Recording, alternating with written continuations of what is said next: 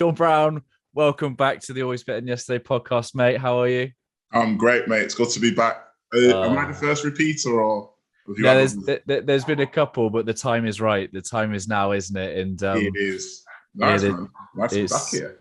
Good, man. It's like episode 4. Like, I look back, I've just done a little quick look back at the YouTube video, and I'm like, without beard. And I think the one thing that's really cool is that we've got great energy. We were just laughing and smiling through the whole episode. And I already feel that now already.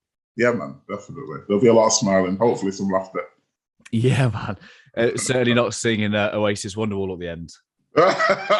Did we do that? Yeah. Well, nice. Yeah, I guess I just prefix this, because I've got a bit of a bigger audience than I did back then, and lots of people maybe not have gone back and watched the original episodes. And just to give some context, Shaun was in the personal development circle that my wife found herself in with a network marketing company, and I'd often hear this guy's voice. My wife, she's off supposedly running her makeup business, and I'm hearing this guy's voice coming from her. I'm hearing this guy. I'm like, what is she watching, or why is she paying attention to him and not me? and it actually got to a point where we'd look forward to your lives each week. We'd kind of sit there and watch them together. And nice. No matter how much I'd get cross that you and I were saying similar things, and yet she would take your word for it, not mine. But it was amazing. And like the testament is that you and Lisa were having some conversations about kind of where she was at, and she had obviously said that I was doing something similar, or at least wanting to do something similar in the coaching space. I was at the police at the time, and you were just like, yeah, well, let's talk. And I was just like, what? Like, who does that? And like, I think the kindness and the time you extended me was just real pivotal, real valuable time. I've always considered you a great mentor and friend of mine, and I just want my audience to know that you've played such a huge part in me not holding myself back. I think there was a time at the police where I felt who was Ryan Hartley to share his voice with the world. I felt like everybody was watching and had an opinion. Mm-hmm. And you're just having you in my corner, my friend, was just so just great for me to have at that time. And I've never ever taken that for granted, and just want the people that are listening to know that. Oh, well, thank you for that. And from my perspective, the reason why I reached out and was just like, nothing to do with money or anything like that, I just wanted to reach out, was because I remember being in that exact same position. I remember watching somebody else. And I went to a training event when I was still teaching. I watched somebody being on stage and talking, and then something inside me went, whoa, I want to do that. And I could see that in you. It's like you were chomping at the bit to just go. And I was like, you don't need anything technical from me. He almost just needs me to say, do you know, you can actually do this to start. That's all you needed. You didn't need anything else. So I thought, I want to be the person to step in there, because I can see it in him. He's ready. He's got what he needs to. He already got everything that he needs. So I want to be the person to just get in there and say, let's go, let's get after it. And look at you now. Oh, mate, it's good fun, man. It's good fun. Anyway, this is about you. And I want to make space for the podcast that you just started. But the other thing, just to talk about our conversations, is that I started this game in the mindset kind of territory. I was a man of science, a man of mind, but the thing I could always rely on great conversations with you was that we would contemplate the nature of the universe. We would, I wouldn't have conversations like I have with you with anybody else. They were just on a whole nother level of depth and contemplation and curiosity. And I always remember that you would talk about the essence of who we are, and in our natural state. And I want to make space for that today, because I'd love to kind of allow people into that kind of conversations that you and I would have had over the years that I think I'm ready to have publicly now, because I think I've grasped I've got my own heart and mind around some of these ideas. But let's talk about the podcast. You've called it the BU podcast with Shaun Browne. Yep. And I know that you want it to be just one ripple effect, little ripple in the ocean. Talk to us about your heart for the podcast and why now. Yeah, man. And that, yeah, that's the main sentiment behind it. So it's called the podcast because ultimately, through all the things I've studied and all the coaching sessions that I've done and all the children that I've taught and just all the different places where I've been in an environment where we're talking about performance, and we're talking broader than that, we're talking about life and how to live it. Yeah. It seems to always come down to freeing ourselves to become the most authentic version of ourselves that we can. And there's challenges built into being a human being that come along with that journey. So for those who recognize that journey and want to take it, that podcast, Be You, is for them. It's for them to reflect first and foremost. It's not me saying it's not like a tick list. These are the things you need to be authentic, or you're not authentic, you're not doing this. It's not prescriptive at all.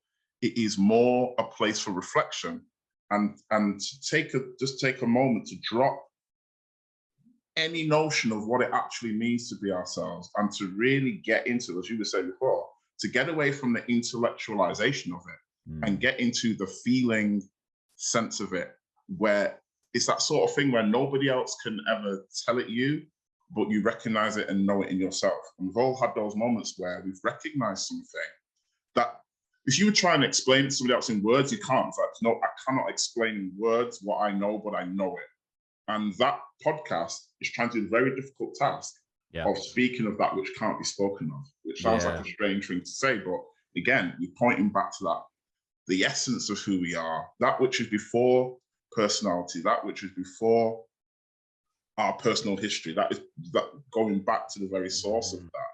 And then once we find that source, radiating from that source in the world. Once we found it, we then almost allow that to shine forth from us. And that is the essence for me of being who we are. It's when we remove all the beliefs, the limiting ideas of who we thought we were. And once you do that, all that's left is who you truly are. So that's what the podcast explores. I love that. And a friend of mine, she gave me this image from The Last Samurai. It's when, is it Tom Cruise? He's trying to do this thing, and the guy's like, too many mind. Too many. And I think the world I think we suffer with this, we're too clever, or too many mind, and that intellectual understanding. I think what you've just said is that sometimes when we get past that intellect, we get back to the... Definitely. I think how I would say is the intellect is a great tool, but what we've done as a society is we have put it on a pedestal. Yes. And we champion the intellect above everything else. Yeah. So that's what's happened. Think about in school, and I'm talking from experience as a teacher as well. School for me, my personal experience of school is quite easy because intellectually I'm pretty sharp. I'm not saying that in like an arrogant way. I'm just quite lucky, like, you know what I mean? I didn't find school stuff that difficult. But when I became a teacher, I noticed, not everybody's built like me. I think when you're going through school, you're just looking at it from your own narrow perspective. Sure. But when I got back in, I was like, oh my days, there's such variety in this group of children in front of me. Some of them are like me, like brain, intellect, brainiacs. Some of them aren't. Some of them have got a different type of intelligence, but it's intelligence nonetheless. You give them, a bunch of materials and say, make something. You do that to me, you ain't getting anything, right? Like, it'll look worse. It will look worse than when it was just a pile of stuff. But you give that to a particular child in the class, and they will construct something out of that will blow your mind. That's intelligence. Yes. You get another child on a sports field and give them a ball or give them a track, say, do that, and they excel. That's a different form of intelligence. But what we've done is we've put the intellect on this pedestal. So then what can happen is we could feel that if we don't fit that mold of intellect first, that we're somehow deficient. And I think that's a very, very dangerous thing to do, because what it doesn't allow us to honor is that natural intelligence. And I talk about that a lot on my podcast. Natural intelligence for me is that where the intellect is being used in its proper context as a tool, to decipher the world of form and all different things that are in it. That's what it's useful for. And to remember, I've got a podcast at a particular time, I need to be there, and all the other things. But there's so much more to how we operate and how we perform, which hasn't been given the airtime that I think it needs. And, you know, when I watch you and I listen to you, you talk about the heart a lot. And that acknowledgement of the heart, symbolically, for me, represents our shared knowing that there is something beyond the intellect that doesn't neglect the intellect or say you're wrong. It incorporates the intellect into it, but there's something broader than that, vaster than that, grander than that, that we can all link into and share. And when we're in that space, we are operating in a different way that honors the intellect and brings it in, but doesn't make the intellect exclusive. Like, that's the only way that you can move through the world. So yeah, that's sort of how I see that. I think that that's when education will reform, when we honor the natural intelligence that we all have, rather than trying to shoehorn, you know, brain intelligence onto everybody and saying everybody's got to fit that mold. That's when education will reform. That's when workplaces will reform. That's when we will be able to have conversations about difficult topics in the world without attacking each other and getting into camps, because what we're doing then is we're defending our intellectual position rather than coming to the conversation of the openness, like, between us, we can find something if we can stay open. But as soon as we fall into intellectual camps, now it's about, well, I'm going to protect how I see it, you're going to protect how you see it, so I'm not actually going to get anywhere. And so there's all these little caveats of life where something that seems, when you say it, it sounds quite glib, is actually huge in its implication. And that's why, for me, in my own sort of journey, in my own understanding of this, I try to model and represent as a person where this can go, that you don't have to go down one particular track. There's not just one way that a successful life can look. There are many, so many. Yeah, and I think what you just said there is an allusion to separation. So whichever camp you're in, and I know that a lot of our original conversations focused around this concept of oneness. Like, how do you simplify the understanding of oneness and its implications for people? If you imagine that you spent a day, like, I'm just literally looking outside now and I can see my garden. Looks quite lush at the moment, actually. But if you imagine that you spent a day, and rather than going through the day and labeling everything as different things, for example, I can see sunflowers, I can see grass, I can see the sky, I just saw a magpie. We could recognize that all of that is actually life. All of it is life. In varying forms, yes, but ultimately when you dig down to it, it's life itself. That's when you're starting to find the unifying factor that unifies all things. And I'm talking beyond just humans. People talk about this in like a very human context because we're humans, but I think it goes beyond that. This natural intelligence binds all natural things within itself. So you start with all of life, you then go to the planet itself, you then go to the cosmos itself. All of it is life. So if all of it is life, it all has one unifying source. That's how we get away from separation. Separation happens in the mind when we start to go this and that. As soon as we go there, we have things that are in opposition to each other.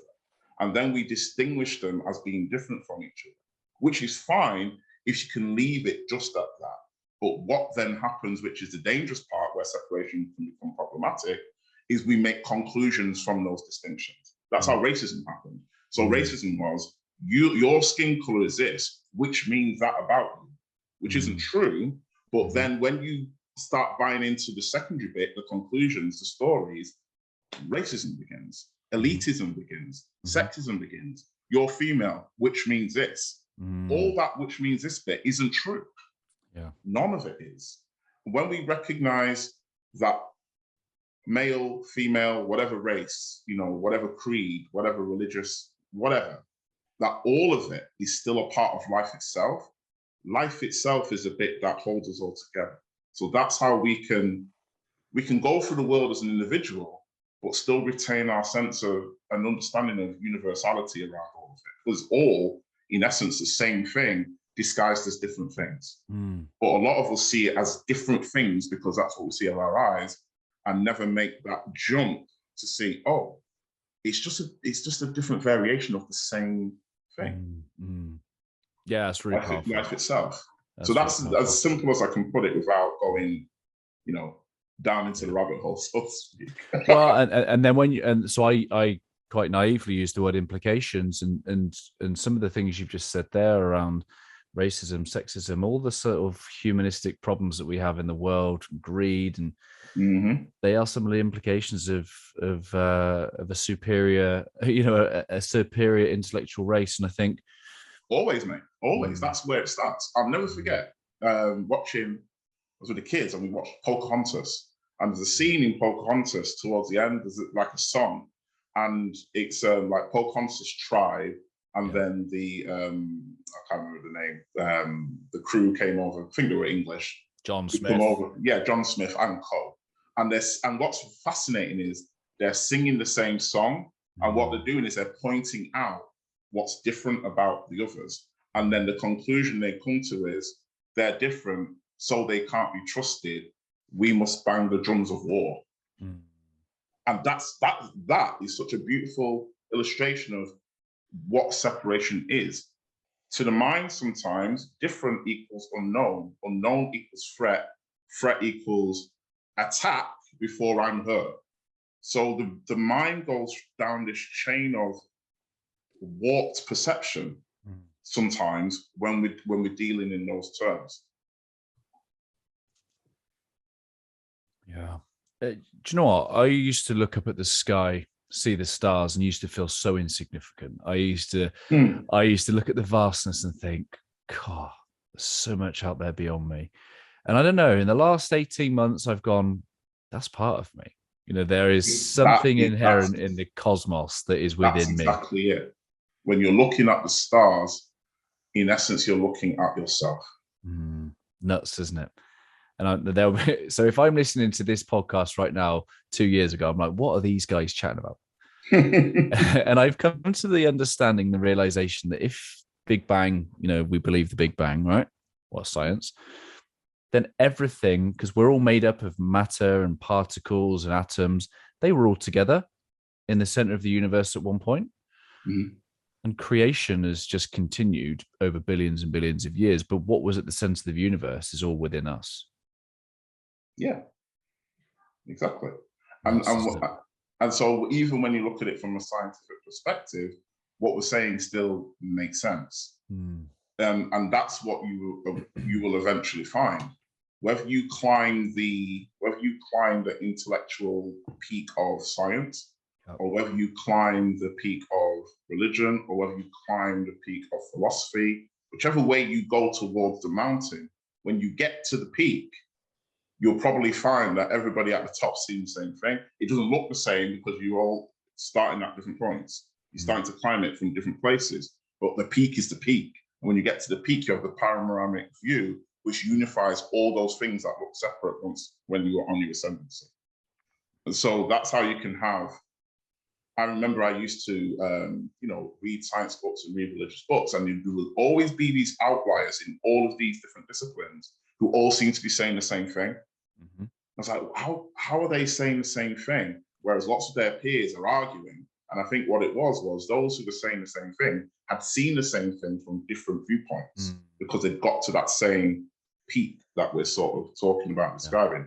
And I don't mean peak as in the best. Sure. I just mean peak in terms of there is a particular perspective that once we arrive at starts to knit things together and show their harmony rather than looking at what seems to be a bunch of separate bits and components. Well, it's living lives of wisdom that allows that natural intelligence to be revealed to itself, I think. Yeah.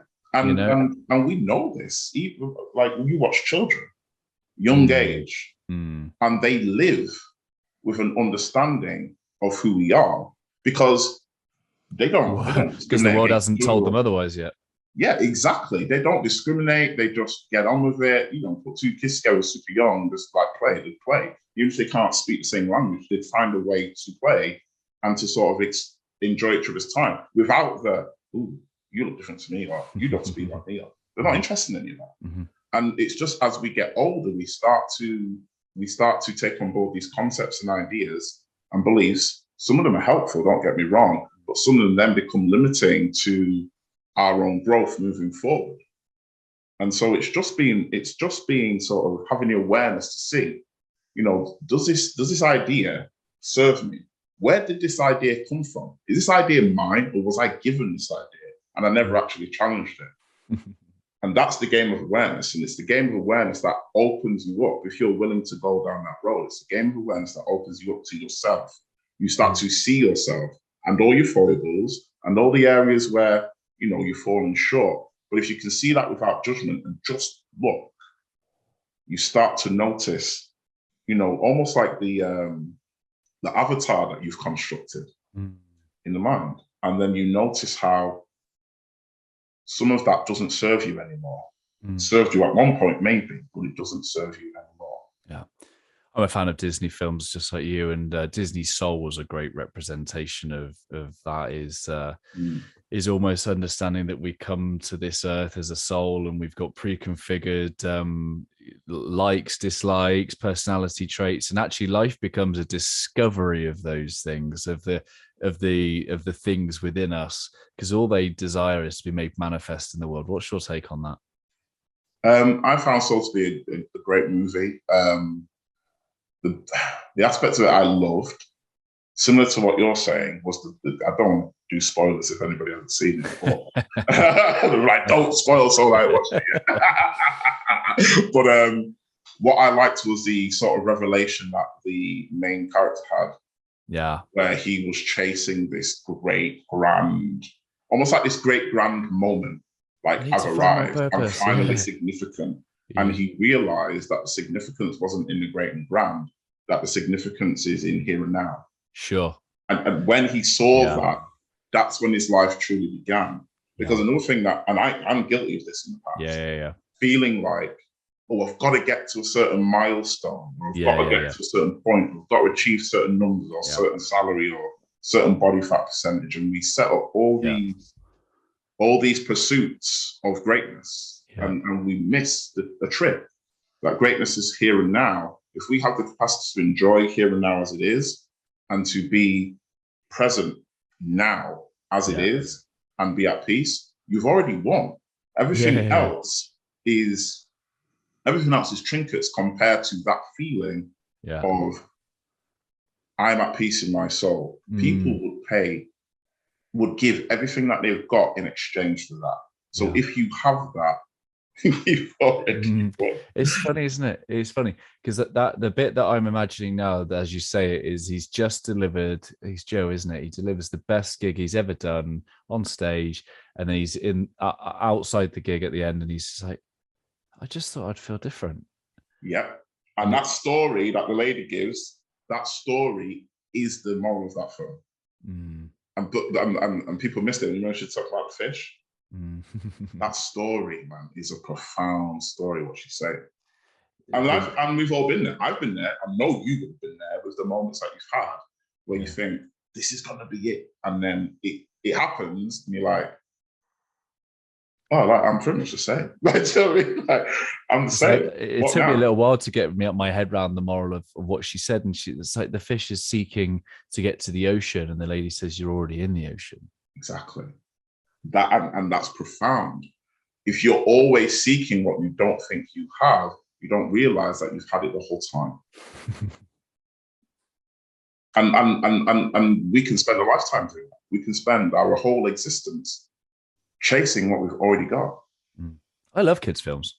Yeah, I think it's because when you're creating a kids' film, a lot of the time you have to make the film simple, but there's lots of wisdom in simplicity.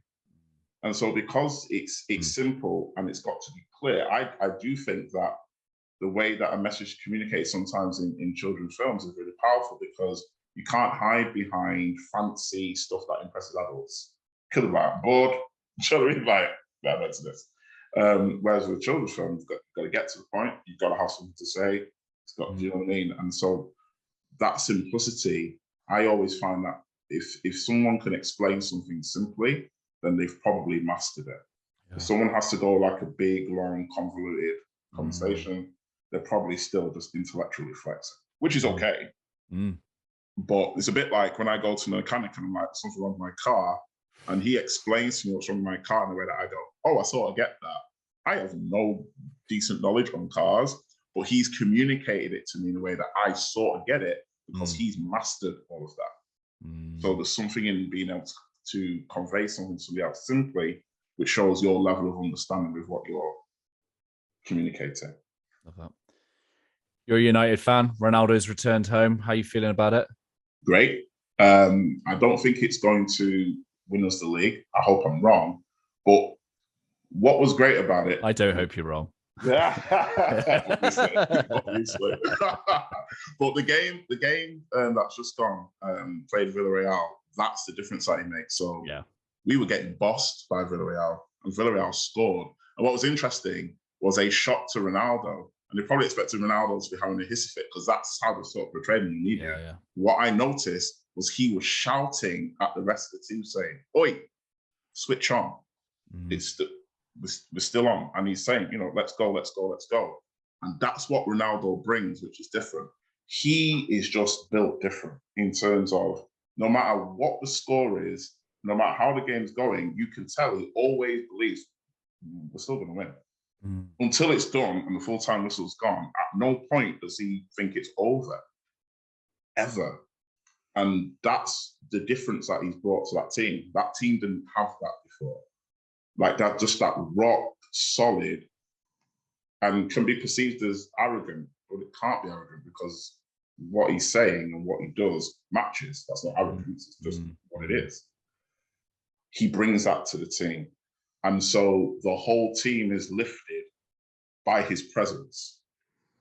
So I'm excited because of that. And obviously for nostalgia, because I remember watching him when I was a lot younger and just being in awe of, one, how great he was at the game, but also just being able to watch someone just walk in their own greatness and be very comfortable with it. He's very un-English, do you know what I mean? Like, we're used to people being like super humble, like, oh, well, it wasn't like this, whatever.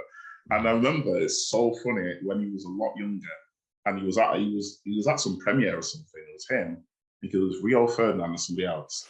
And they said to them, who's the best player ever? Rio Ferdinand said, like, might have said Maradona or Pele or something like that. Yeah. And I think it was Anderson who would play. He said something like that.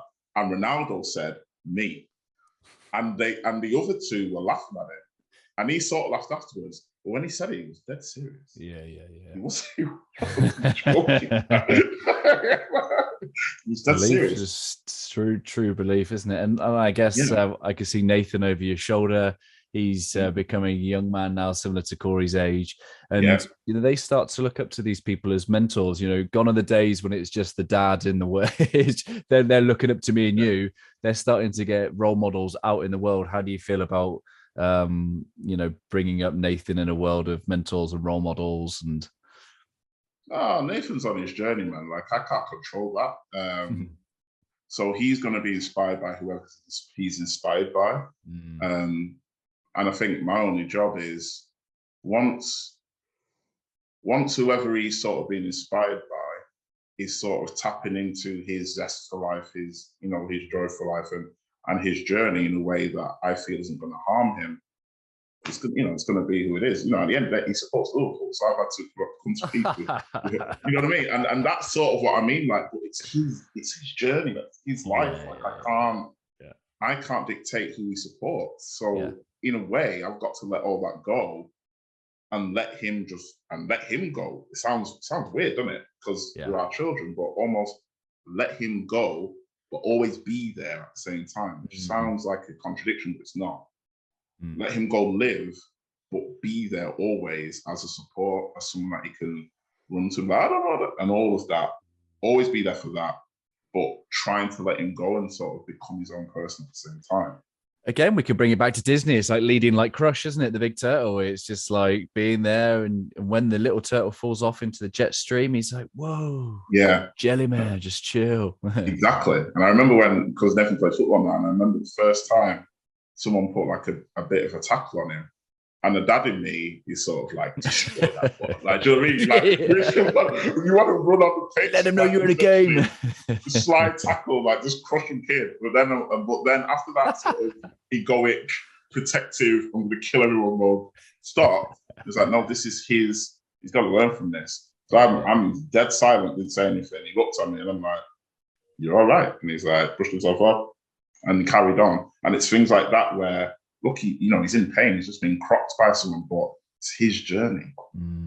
It's his journey, like to learn to deal with setbacks and difficulties and pain, because there's going to be moments like that, but to still be there and support. That sort of feels like how our relationship is going at the moment. Oh, it's such a paradox, isn't it? It's such a paradox. And I was fortunate enough that Corey followed the blue. Unfortunately, you've seen the pictures of Brooke. Like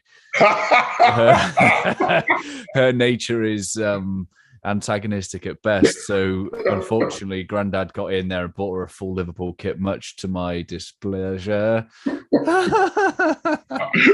Always makes me chuckle. I can still see that picture now. And it's her face because she knows. You can tell the face inside. She knows. Just the delight. She runs in, she's doing pirouettes in this Liverpool kit. Oh, kids, you'd have them. But, I'd love that you talk about this, getting to the truth and the essence of who we are. Like, how does one explore, the world has told us who we are in many respects, or maybe told us who we're not or what we don't have.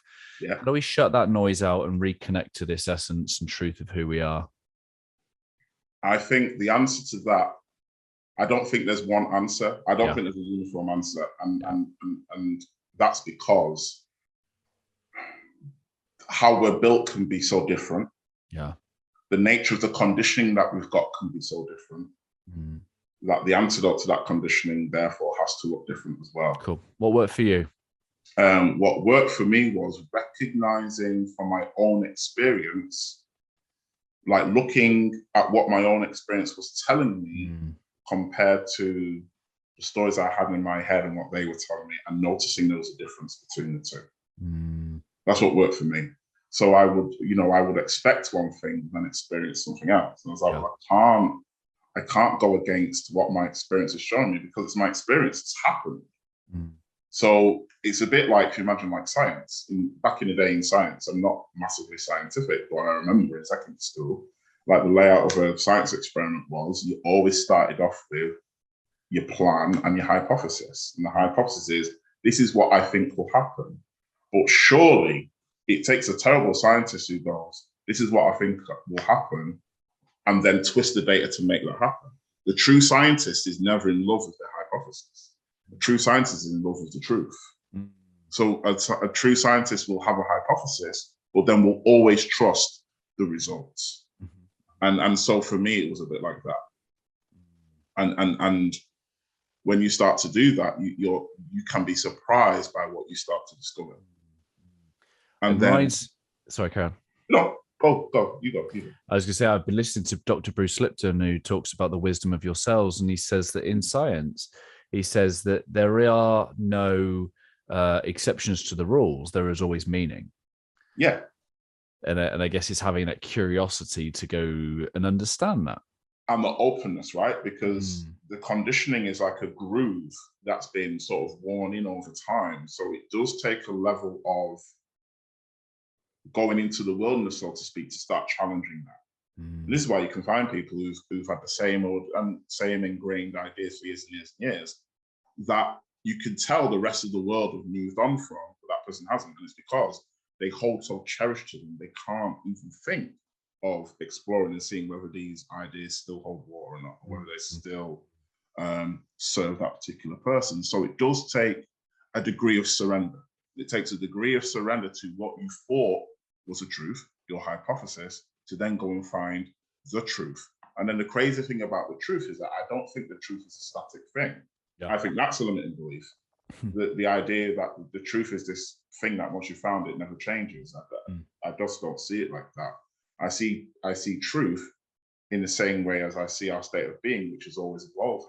So what you start tuning into is a more evolved sense of what truth is, which is why, remember when we used to talk about this back in the day, you said to me, I don't know about all this. Whereas now you're on board. It's not that anything's changed in terms of what's true and what's not. What's changed is there's been an evolution in terms of our level of capacity to hold these ideas now. Those ideas have always been there. And so the evolution that we go through then allows us to be exposed to a deeper level of truth. But for me, truth is an infinite thing. You're never going to get to all of truth. And as soon as you think you've got there, then there's a whole new raft of things to then discover. Surprise! Just found that pattern happening again and again and again, like, oh, I've arrived. No, you haven't, bro. You've not even started. Yeah. Like, you think you've arrived. All you've arrived at is the next bit to unpick. And it's like an infinite sort of journey of discovery. Yeah. And be careful when you start going on the discovery, because then you start talking to trees, you start wanting to build an allotment. Then I'm fully embracing my hermit life for a long time.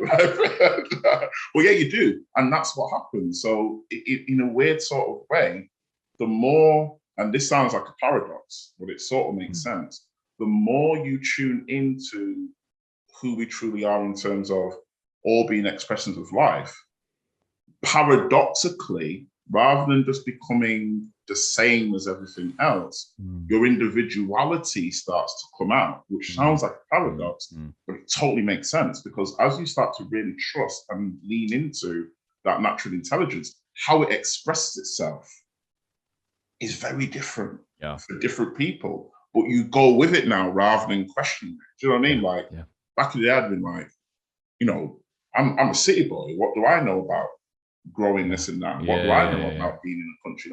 That's just my past. Yeah. The truth is, when I'm on the allotment and I'm in that place, it's just so right for me. Yeah. Irrespective of what my past is, or my background is, or where I grew up. That's the truth. The idea is, oh no, I'm a city boy and that will never appeal to me, and blah blah blah blah blah. So you can see then that as we start to lean into that truth that we find about ourselves, it can then manifest as real strong, a sense of real strong individuality, which looks to be the opposite of oneness, but it isn't, because you're allowing everybody else to have that at the same time. Yeah. You're not dictating and saying, because I love allotments, you must love allotments. Because I think it's this way, you must think it's that way. You actually let everybody then go their own way. Yeah. You realize that their path is theirs and your path is yours, and it doesn't have to look like yours. Yeah. And I think that idea of, I am understanding the paradox, because you've got this visual image of oneness, which is the complete puzzle, but then each part of the puzzle connects to a specific part next to it. And I think that's what it means when we've got unique gifts and skills and talents that you would see maybe innately in your classroom.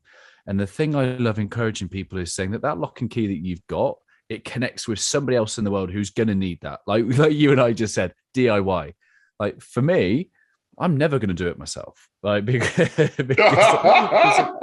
but I need someone in the world who's got that gift, skill, and talent. Exactly. And our job is to find and connect with those people. And if that includes monetary exchange, then so be it. But exactly, it works harmoniously. Yeah. So there is a harmony that comes, and that's where you can hold the idea that looks like a contradiction in that. So I never forget when I went to the choir for the first time. I went along super nervous. Oh my God, like, what am I doing here? But at the same time, super excited. And then we were just warming up, and then we're all warming up. It's like, right, you lot sing this, you lot sing that, you lot sing that. So we're all singing it separately.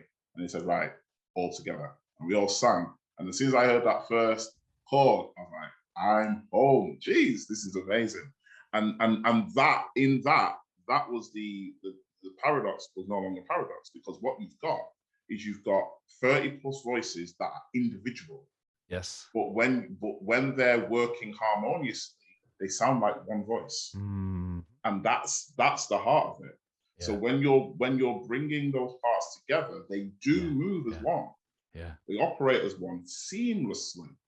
But in order to get there, each part has to be almost in its position to support the collective, which Love is that. what you're saying as well. Yeah, I think some of my, I wonder how clear this is going to come. Maybe you can be the judge of this, but my learning that particles together become atoms, and atoms together become molecules, and molecules together become organisms, and then we become species.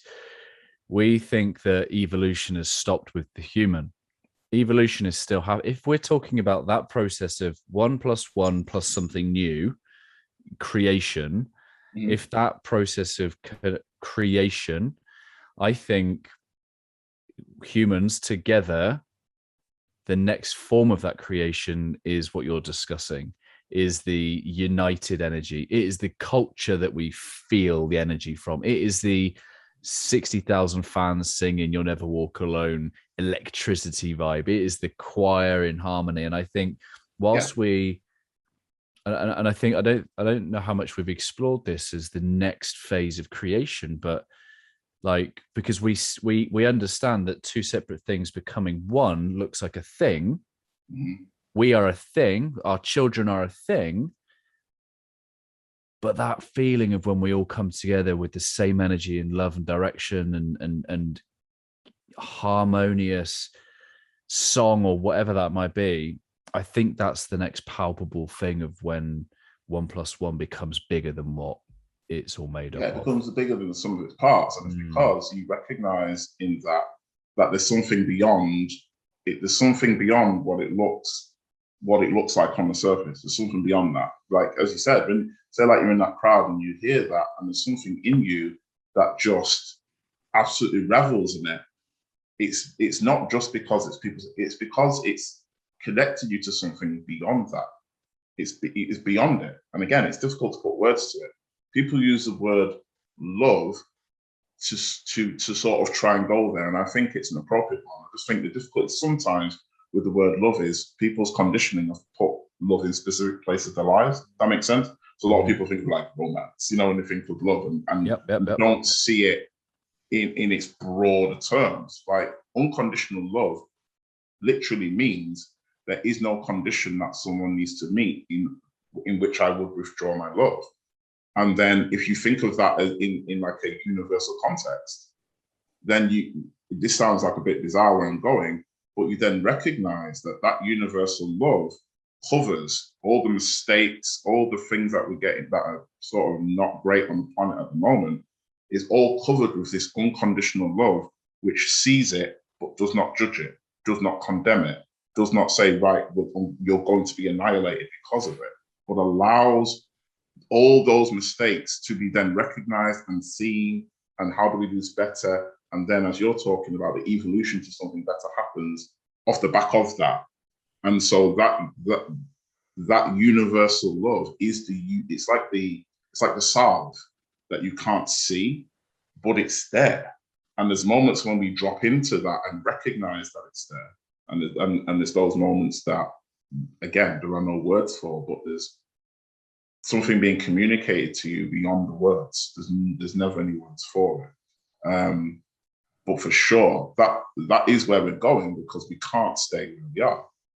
We can't, because we're getting to the point now where we're technologically advanced, but we are still spiritually quite juvenile.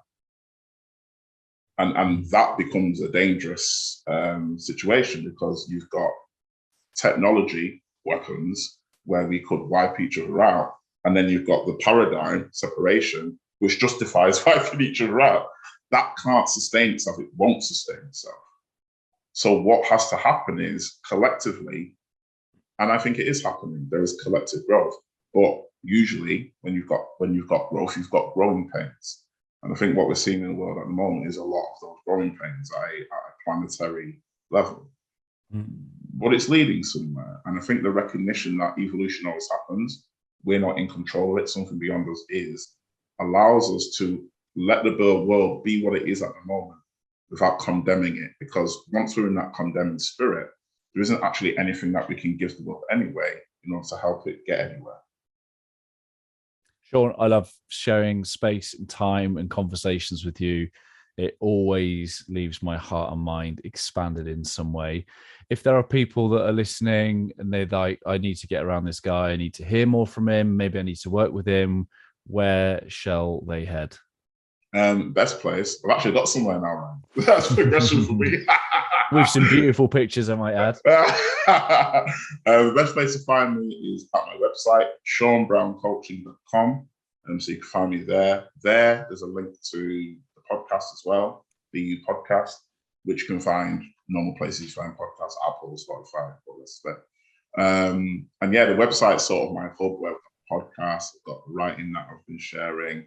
Got pictures of my dog on there, and it's that's the main hub. So if anybody wants to get in touch, I would go there. And there's a contact page. I love hearing from people and sort of connecting with people. So if anybody wants to reach out and ask me anything, that's the place to do it.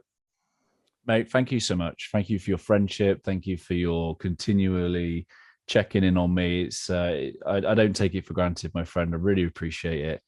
And I'd be honored if you'd leave us a final thought from your good self. Oh, final thought. All my thoughts are done. I think, I think this conversation's been great.